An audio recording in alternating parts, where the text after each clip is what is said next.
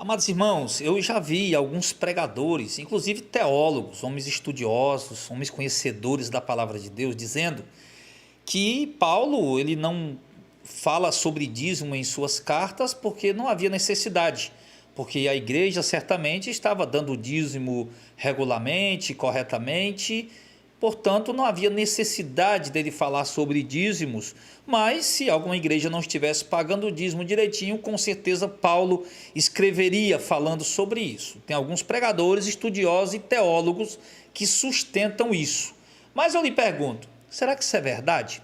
Vamos lá, vamos tirar uma dúvida aqui. Vamos saber se realmente os apóstolos e a igreja primitiva, se eles tiravam o dízimo, se eles recebiam o dízimo. A Bíblia vai nos mostrar isso e vai tirar nossa dúvida aqui, e eu vou ser rápido nessa palavra aqui, tá bom? Vamos lá para Hebreus capítulo 7, versículo 8, presta atenção. E aqui, certamente tomam dízimo os homens que morrem, ali, porém, aquele que se testifica que vive. Vamos ler esse versículo aqui por enquanto? O texto está dizendo aqui aonde? Aqui em nosso meio, onde nós estamos, na nossa época, no nosso tempo, no tempo dele lá, lógico, né? Você não é hoje, né? Tem que entrar dentro da mente do autor, tá bom? Então ele está dizendo isso. Aqui, né? Hoje, agora, no tempo presente, no lugar onde a gente está, aqui, para onde era a carta? Para os hebreus, aqui entre os hebreus, né? Aqui certamente tomam dízimo, ou seja, estão recebendo dízimo, as pessoas estão pagando dízimo, tá? Opa, então pastor Jadel, realmente a igreja estava tirando dízimo?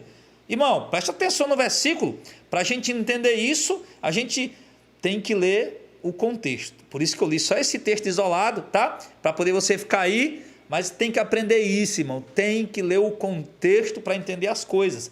Todo mundo sabe que aqui Paulo, ou melhor, o autor aos Hebreus, que não se sabe quem é o autor, inclusive essa carta foi escrita entre o ano 67 e 69, já 34, 36 anos depois de Cristo, depois da morte e ressurreição de Cristo, tá?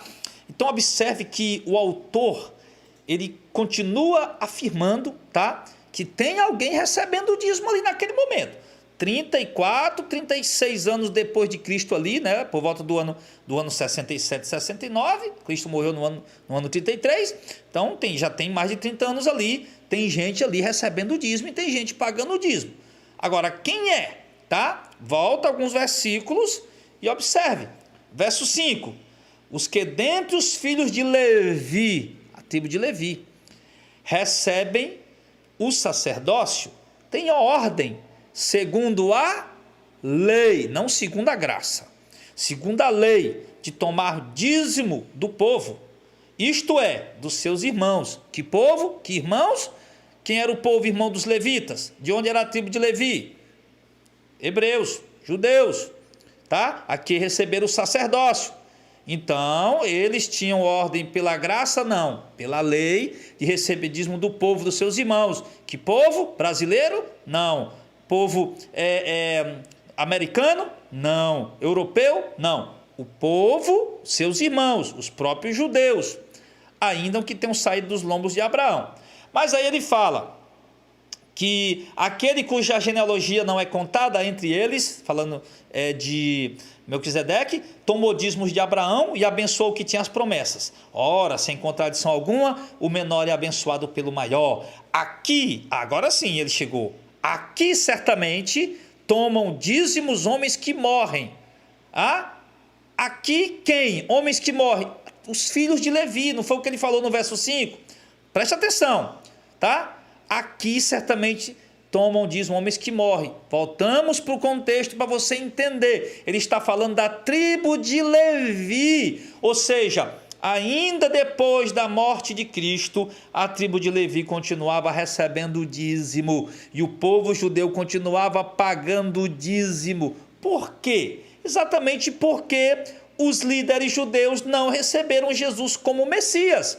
Então, para eles, a lei continuava em vigor, o sacerdócio levítico continuava vigorando. Então, obviamente, era necessário continuar cumprindo todos os preceitos da lei, guarda do sábado, circuncisão, dízimo, tudo isso continuou, querido, tá? E aqui ele está falando, tá? 30 e tantos anos depois da morte de Cristo, os judeus continuam fazendo isso, e agora o autor aos Hebreus está escrevendo, tentando levá-los ao entendimento da mudança de sacerdócio, porque o assunto aqui, querido, presta atenção nesse ponto tremendo dessa passagem. O assunto aqui não é dízimo, ele está usando o dízimo como uma forma de levar os hebreus a entender a mudança do sacerdócio. Lê o resto, a mudança do sacerdócio e, consecutivamente, obviamente, a conclusão da lei, o término da lei.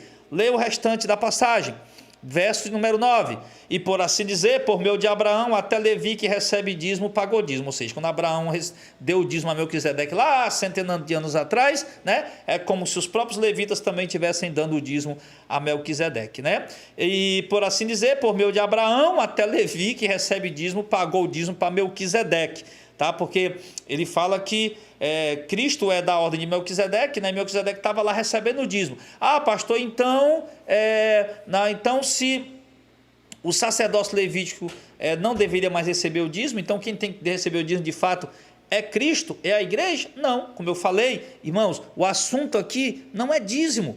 Ele está usando o dízimo exatamente para chegar nesse ponto aqui, preste atenção. Verso número 10. Porque ainda ele estava nos lombos de seu pai quando Melquisedeque lhe saiu ao encontro, se referindo mais uma vez ao sacerdócio levítico. Agora chegou no ponto, verso 11. De sorte que, ele está aqui exaltando o sacerdócio levítico, mostrando a importância do sacerdócio levítico, de ter sido descendente de Abraão, ter recebido de Deus a ordem de receber o dízimo dos seus irmãos compatriotas, mas agora ele vai e diz o seguinte, mas de sorte que, se a perfeição fosse pelo sacerdócio levítico, porque sobre ele o povo recebeu a lei, que necessidade havia logo de outro sacerdócio se levantasse, segundo a ordem de Melquisedeque, se refere a Cristo, e não fosse chamado segundo a ordem de Arão, porque mudando-se o sacerdócio, necessariamente se faz mudança também de lei. Então, preste atenção, querido. O texto está falando para nós aqui.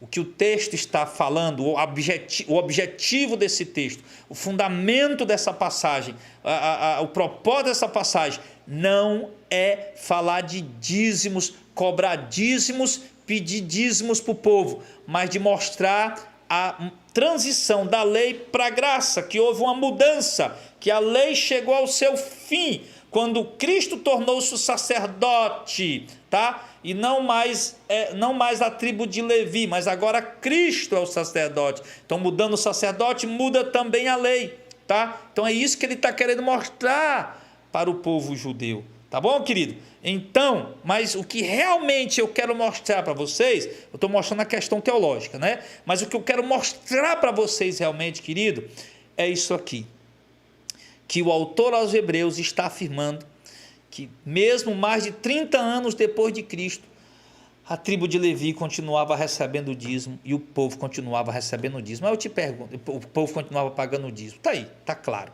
Aí eu te pergunto, irmão, se a tribo de Levi continuava recebendo o dízimo, os apóstolos iam pedir dízimo na igreja? Os pastores da igreja daquela época iam pedir o dízimo da igreja, sabendo que o dízimo os levitas continuavam cobrando porque era da lei? Imagina a confusão que ia dar. Imagina, coloca a mente para raciocinar aí. O João dirigindo a igreja de Éfeso, porque João foi pastor da igreja de Éfeso, e o Anás dirigindo lá a igreja de Jerusalém, vamos dizer, a religião judaica. Aí o Anás lá, o Caifás e os outros levitas lá, recebendo o dízimo do povo. Aí João lá na outra região, pedindo o dízimo do povo também, aí imagina a confusão que esse negócio ia dar. Rapaz, o João está pedindo o dízimo também, o povo lá, mas o dízimo ele não pode pedir, porque o dízimo é nosso, o dízimo é dos sacerdotes, é dos levitas. Irmão, não existe isso, não há nenhum respaldo bíblico para isso, meu irmão, ok? Eu considero isso uma ignorância bíblica, uma ignorância teológica, Em algumas situações eu considero isso também malandragem de pastores espertos que querem se utilizar de textos da Bíblia, né? Já que a maioria das pessoas não tem o conhecimento tão aprofundado como eles têm, e eles querem se aproveitar, né, dos termos bíblicos para poder iludir o povo e dizer algo que o texto não... ensinar para o povo algo que o texto não está ensinando.